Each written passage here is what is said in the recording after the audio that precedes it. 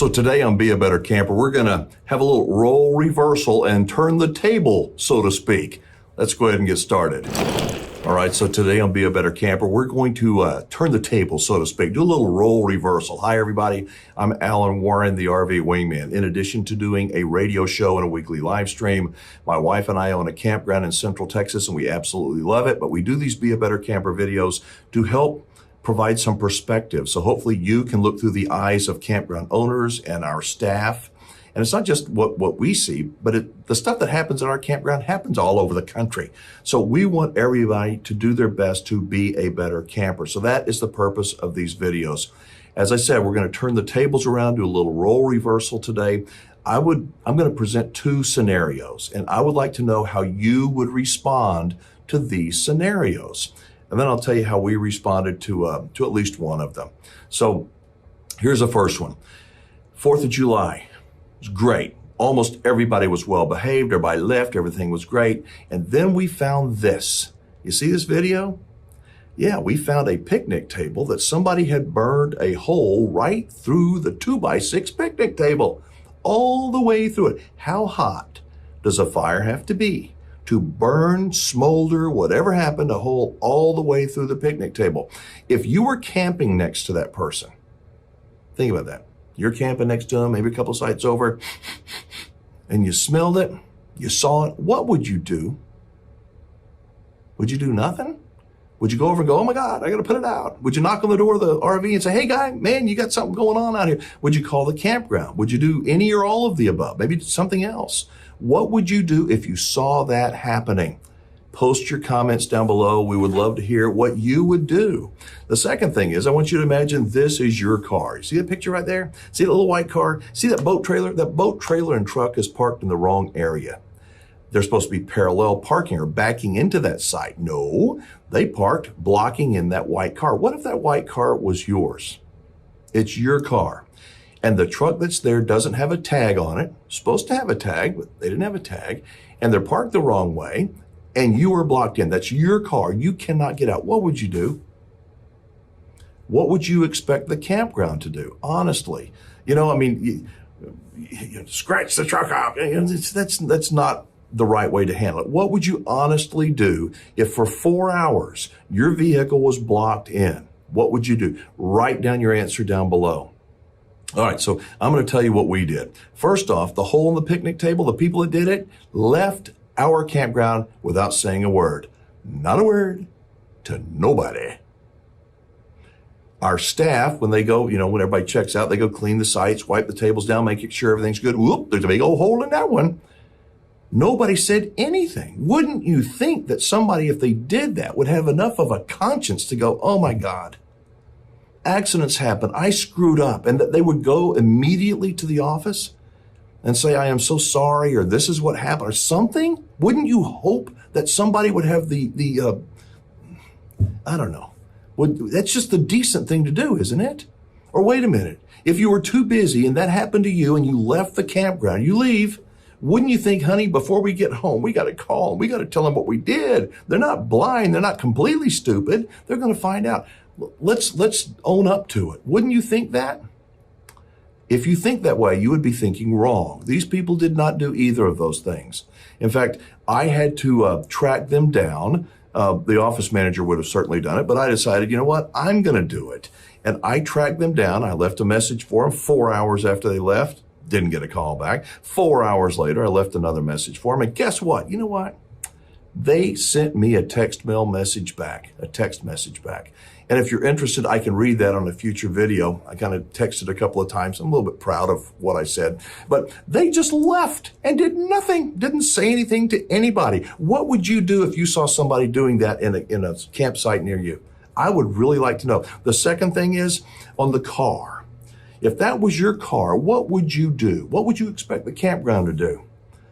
I'll tell you what, if it was my car, and it was my car, it was my car. I needed to go to town, run some errands. Nope, can't get out now. Who owns that car? Where's their parking tag? Are you kidding me? So I waited and waited. And I happened to catch them, this guy that came walking down. And I said, is that your truck that's parked there? And he goes, yeah. I said, I'll meet you down there at the truck in a second. I drive down the golf cart. He comes walking. I said, hang on just a second. If you owned that little white car right there, if you owned that white car, how would you feel? I mean, how do you think the owner of that white car would feel with what you did? He said, he'd probably be pretty pissed off. Took my glasses off and I said, I am, because I'm the owner. You know what he said? I didn't know I couldn't park here. I said, there's another truck you parked in, a truck and a boat. There's acres of parking over there. You didn't know? I said, what you did is wrong. It's wrong to do that. You're welcome here, but you have to have a parking tag. Oh, I didn't know. Okay, where are you staying? Well, we're staying in cabin number such and such. I said, here's the deal. I'll settle up. We'll settle up before you guys leave for the weekend, but you've got to follow campground etiquette. You got to park where everybody else does. You can't just park wherever you want to. Guess what Mama did? His mother got mad and thought that I yelled at the boy. He was only a 21-year-old boy. He didn't know any better. That could get me going in a whole lot of different directions. And I know I can be pretty intense. I can be pretty passionate. But I'm telling you, when it's your campground, your property, and you're trying to help people have the best experience of their lives, and then you got some yokel that's out there just doing whatever they want to, makes it really hard to do. People ask me all the time, hey, Wingman, what's it like to own a campground? The best way I guess I can describe it is, picture if you owned or ran a restaurant, a real busy restaurant. You had couple hundred people there, and most people are good most of the time, but you got a lot of moving parts. You got people that are just ordering the food, people that are finishing their meal, people that got the wrong thing, the cook didn't show up, somebody plugged up the bathroom, the toilet's overflowing, there's somebody threw up out on the front porch. There's a million things going on, and all you care about is your meal. You don't care about the excuses, and I get that. But that's the kind of thing that happens at campgrounds all over our country. Campgrounds, unlike a big fancy restaurant, we have a small staff, a damn good staff, but a small staff. Most campgrounds do, but they're made up primarily of volunteers. People that are not, quote unquote, professionally trained to do. No, they're just good human beings. And they don't perform miracles. Oftentimes, actually, they do perform them, but we don't expect them to, but they perform miracles for us all the time. But they do expect people to be decent and own up to their mistakes if they make a mistake. I know that I've kind of rambled on this video. I'd love to know what you would do if you saw that hole burning in the picnic table. What would you do? There's no right or, well, actually, I think there's a right answer. And there's some wrong answers, like leave without saying anything. But what would you do? Post your comments down below. And what would you do if that was your car that was blocked in for 4 hours? What would you do? And would you like me to read that text message, the exchange with the person that said, oh, yes, we were going to email you about that, Mr. Warren. Would you like me to do that? Because I can certainly do that on a future video. Make that one really, really short and quick. But let us know in the comments below. Again, I am at the radio station, by the way. I do a radio show that runs on Saturdays and Sundays, syndicated all over the country, called the RV Show USA. And then on Wednesday nights, every Wednesday, we do a live stream that is streamed on both YouTube and on a bunch of Facebook groups starting at 7 p.m. Central Time. We would love to have you join us.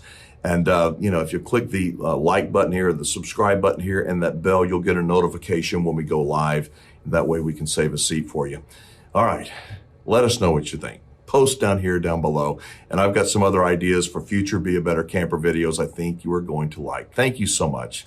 Thanks for taking the time to care enough to look through the eyes of other people. It's not just about my campground. It's about everybody's campground. The great outdoors belongs to us, all of us. Not just to one person, not just to one campsite. It belongs to all of us. Nature is ours. If we don't take care of it, it will go away. And I don't ever want to see that happen. Thank you so much once again. I'm Alan Warren, the RV Wingman. Be safe, have fun, play nice, and don't leave your good manners at home. And by all means, please remember, be a better camper. Bye-bye, everybody.